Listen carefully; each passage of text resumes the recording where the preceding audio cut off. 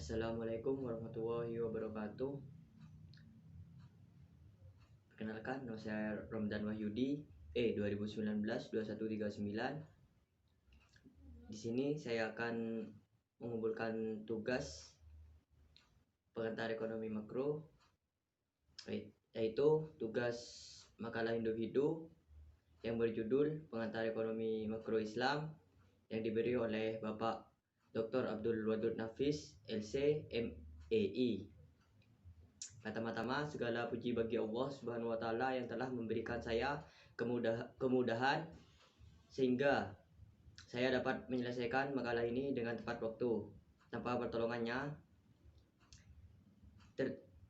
tentunya saya tidak akan sanggup untuk menyelesaikan makalah ini dengan baik. Salawat serta salam semoga tetap tercurah limpahkan kepada baginda kita yaitu Nabi Muhammad SAW yang kita nantikan syafaatnya di akhir nanti. Saya mengucapkan syukur kepada Allah Subhanahu wa taala atas limpah rahmat baik itu berupa sehat fisik maupun akal pikiran sehingga saya mampu menyelesaikan pembuatan makalah dari mata kuliah ekonomi makro dengan judul Pengantar Ekonomi Makro Islam. Saya tentu menyadari bahwa makalah ini masih jauh dari kata sempurna dan baik. Pada makalah ini saya mohon maaf yang sebesar-besarnya dalam penyusunan makalah ini saya tidak dapat menyelesaikan makalah ini tanpa adanya bantuan dan dukungan dari berbagai pihak. Oleh karena itu, saya sangat berterima kasih kepada dosen mata kuliah Ekonomi Makro Islam yaitu Bapak Dr. Abdul Wadud Nafis, LC, MEI. Merupakan suatu kebanggaan dari saya apabila makalah ini dapat terpakai sesuai fungsinya dan pembacaannya dengan jelas apa yang dibahas di dalamnya. Demikian, semoga makalah ini dapat bermanfaat. Terima kasih. Sebelum saya mulai presentasi, saya akan membacakan apa saja yang akan dibahas. Yang pertama, apakah pengertian ekonomi makro Islam? Yang kedua, apa tujuan ekonomi makro Islam? Dan yang ketiga, apa yang menjadi dasar ekonomi makro Islam? Yang pertama, pengertian ekonomi makro Islam. Menurut Kapta, salah satu masalah utama dalam kehidupan sosial di masyarakat adalah mengenai cara melakukan pengalokasian dan pendistribusian sumber daya yang laksa tanpa harus bertentangan dengan tujuan makroekonominya. Tanpa adanya keseimbangan ini, maka masyarakat mungkin akan menghadapi berbagai masalah. Misalnya, ketika terlalu banyak proporsi sumber daya yang dialokasikan untuk konsumsi, maka tabungan dan tingkat investasinya yang akan mungkin tidak cukup untuk mewujudkan full employment atau kesempatan kerja penuh dan tingkat pertumbuhan ekonomi yang optimal. Lebih lanjut, Kapta menyatakan bahwa pengalokasian sumber daya untuk konsumsi yang terlalu kecil dapat menyebabkan kemungkinan terjadinya resensi dan pengangguran akibat tidak terpenuhinya permintaan konsumen. Bahkan seandainya pula sumber daya yang dialihkan untuk keperluan konsumsi secara agregat mampu mencukupi, tetap terbuka kemungkinan bahwa tidak semua kebutuhan pokok tiap individu dalam masyarakat dapat dipenuhi. Yang kedua, tujuan ekonomi makro Islam. Menurut Nil Mustafa, Islam berorientasi pada tujuan goal oriented,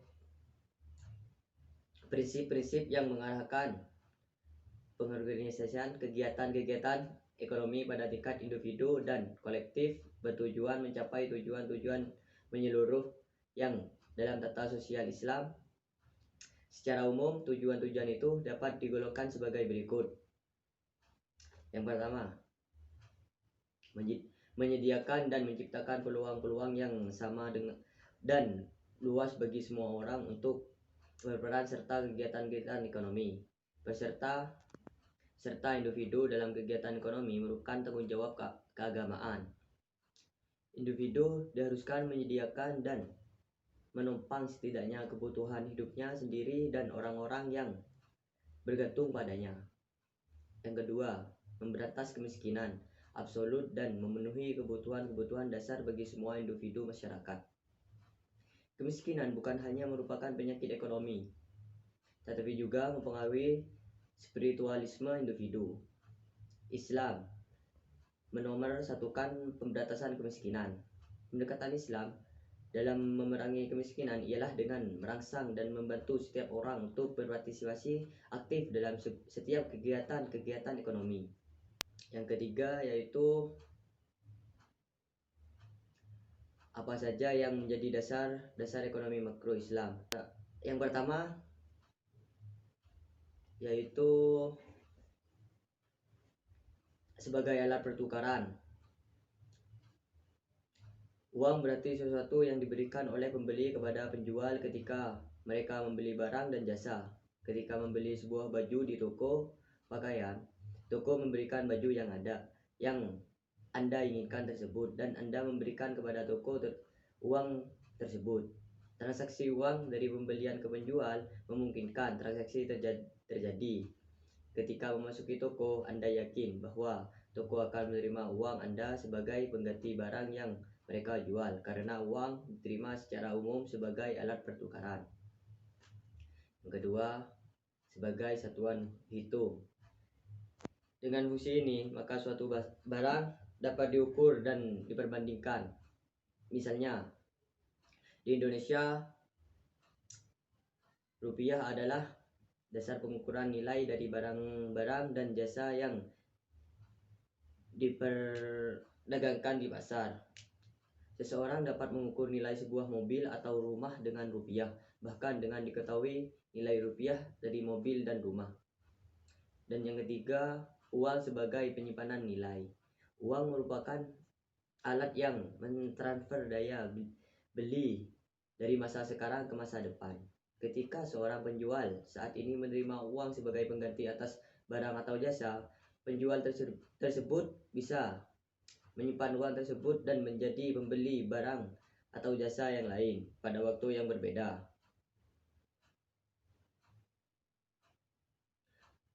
Mungkin itu saja yang dapat saya sampaikan. Kurang lebihnya mohon maaf.